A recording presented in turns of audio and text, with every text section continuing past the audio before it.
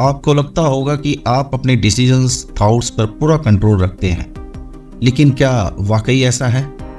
हम अक्सर नहीं जानते हमारे डिसीजन और थिंकिंग पैटर्न्स को कौन सी अदृश्य ताकतें कंट्रोल कर रही हैं। असल में हमारे दिमाग में कई ऐसे मेंटल ट्रैप्स होती हैं जो हमारी रोजमर्रा के जीवन में, सोच में और फैसलों पे असर डालती हैं। ये ताकतें कॉग्निटिव बायसेस या गलत धारणाएं या मेंटल शॉर्टकट्स के तौर पे हो सकती हैं, जो हर इंसान के दिमाग में नेचुरली मौजूद होते हैं और उस इंसान को शायद पता भी ना हो। आज हम इन्हीं मेंटल ट्रैप्स के बारे में बात करेंगे और समझने की कोशिश करेंगे कि ये कैसे हमारे रोजमर्रा की ज़िंदगी में हमारे डिसीजन और थॉट्स को कंट्रोल करते हैं। हम में से अधिकतर इन मेंटल ट्रैप्स को नहीं पहचान पाते, लेकिन अगर आप इन ट्रैप्स को नोटिस करना और पहचानना सीख जाएं, तो आप एक ज़्यादा रैशनल और थॉटफुल व्यक्ति बन सकते हैं और ये आपके आगे के जीवन में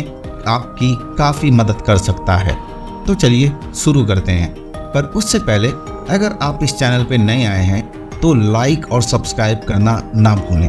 आपका सब्सक्राइब करना और लाइक करना आपके लिए मुफ्त है, पर यह हमारे लिए काफ़ी मायने रखता है। तो चलिए शुरू करते हैं। इस लिस्ट में पहले नंबर पे आता है कॉग्निटिव डिसोनेंस, मन की दोहरी सोच। एक बार एक लोमड़ी ने अंगूरों का गुच्छा देखा।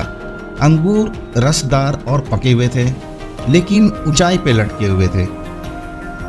लोमड़ी ने उन्हें पाने की बहुत कोशिश की, कई बार छलांग लगाई, लेकिन वह असफल रही। आखिरकार थक कर उसने कहा, अरे ये तो खट्टे अंगूर होंगे, और वहां से चली गई। कभी कभी हम भी ऐसी लोमड़ी बन जाते हैं। जब हम कोई चीज नहीं पा सकते तो हम उसे न चाहने का इल्यूजन बना लेते हैं। इसे कहते हैं कॉग्निटिव डिसोनेंस। जब हमारी सोच और वास्तविकता में टकराव होता है तो हमारा दिमाग एक नया नैरेटिव बना लेता है ताकि हम आराम महसूस कर सके। यहाँ एक मजेदार बात यह है कि कॉग्निटिव डिसोनेंस हमें अपने बिलीफ्स के खिलाफ जाने से रोकता है।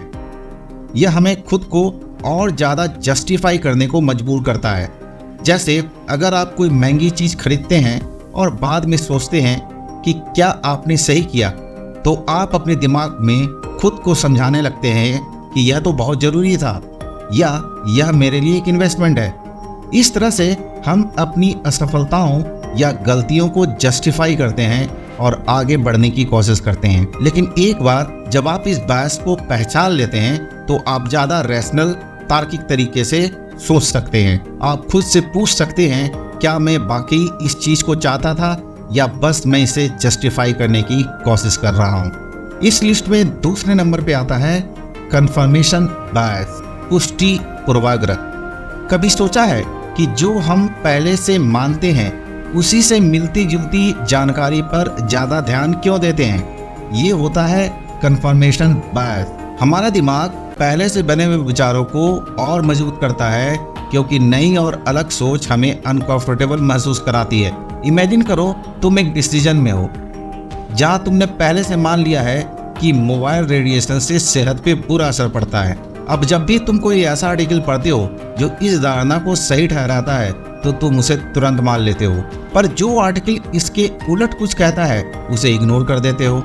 यह बायस हमें हमारे विचारों में इतना मजबूती से जकड़ देता है कि हम अपनी आंखों के सामने सच होने पे भी नजरें चुरा लेते हैं। इससे न केवल हमारी सोच सीमित होती है, बल्कि हम नए और संभावित रूप से महत्वपूर्ण ज्ञान को भी खो देते हैं। इससे निपटने के लिए हमें एक कॉन्शियस एफर्ट्स करने की आवश्यकता होती है। अपने आप से सवाल करो, क्या मैं दूसरी राय सुनने को तैयार हूँ? क्या मैंने पर्याप्त एविडेंस देखा है?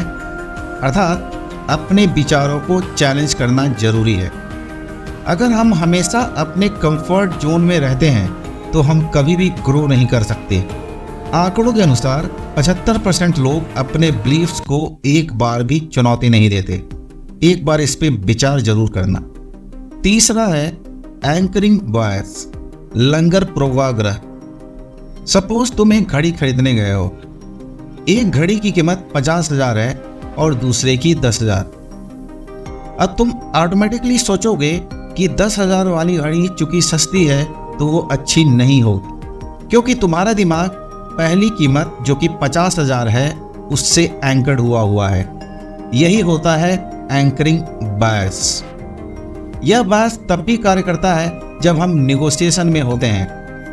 अगर किसी चीज की पहली कीमत बहुत ऊंची होती है तो उसके बाद जो कीमत आती है वह हमें कम लगने लगती है। एक सर्वे के अनुसार 70% लोग पहली कीमत को देखकर ही अपनी राय बना लेते हैं। जब आप दुकानदार से बार्गेनिंग करते हैं तो पहले दिए गए नंबर पे आप इतना ध्यान देते हैं कि बाद में दी गई कीमतें आपको कम लगती हैं, भले ही वो पहले से ज़्यादा हो। आपकी जानकारी के लिए बता दूं कि एंकरिंग बायस का इस्तेमाल रिटेल इंडस्ट्रीज सेल के दौरान बहुत करती हैं। इससे बचने का सबसे अच्छा तरीका है कि आप खुद को एंकर करने से रोकें, कीमतों की तुलना करें और देखिए कि क्या वास्तव में उचित है। जब आप जानते हैं कि कौन सी चीज़ सही है तो आप अपनी खरीदारी में ज़्यादा स्मार्ट बन सकते हैं। याद रखिए, अगर कोई चीज़ महंगी लगती है तो ज़रूरी नहीं कि वो अच्छी हो।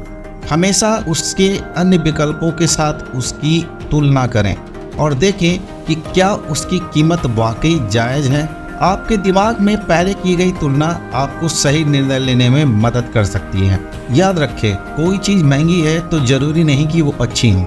इस लिस्ट में चौथे नंबर पे आता है अवेलेबिलिटी हेयोरिस्टिक, उपलब्धता अनुमान।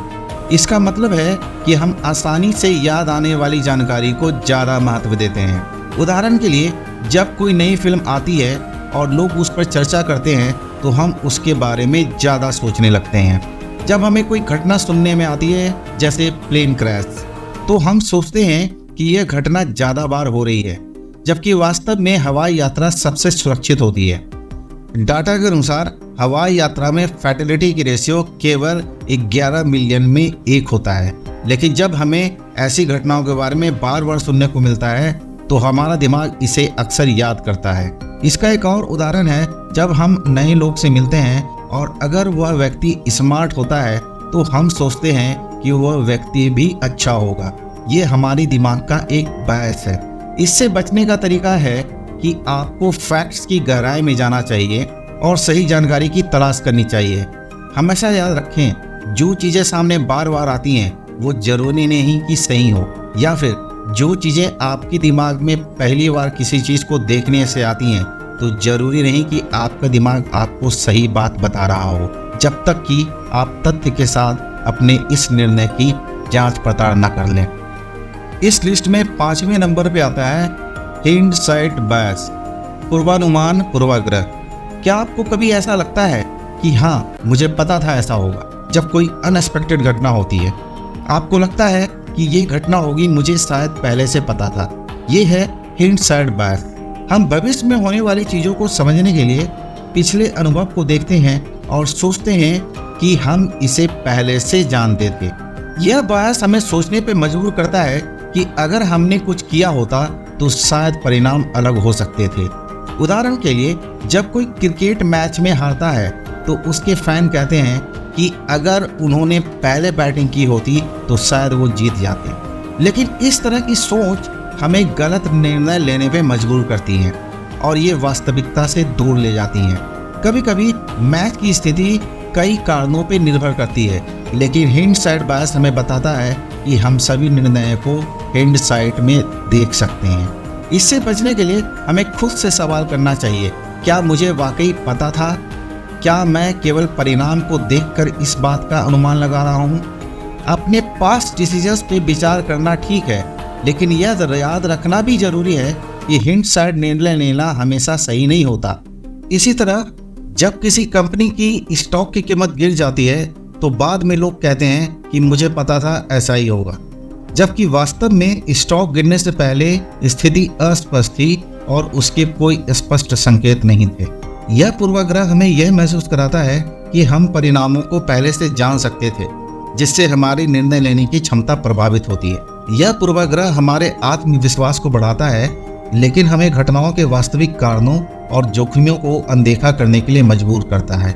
यह समझना जरूरी है कि हर घटना के घटित होने के बाद उसकी भविष्यवाणी करना आसान लगता है। दरअसल घटना के पहले यही भविष्यवाणी आपके लिए काफ़ी मुश्किल पैदा कर सकती है। आप सोचिएगा ज़रूर। इसी के साथ मैं इस वीडियो को यहीं पे अंत करता हूँ। मुझे पूरी उम्मीद है कि आपको ये वीडियो पसंद आई होगी। अगर आपको ये वीडियो पसंद आई है तो लाइक और सब्सक्राइब करना ना भूलें और अपने नियर एंड डियर के साथ ज़रूर शेयर करें, जिससे वो भी इस वीडियो का फ़ायदा उठा सकें।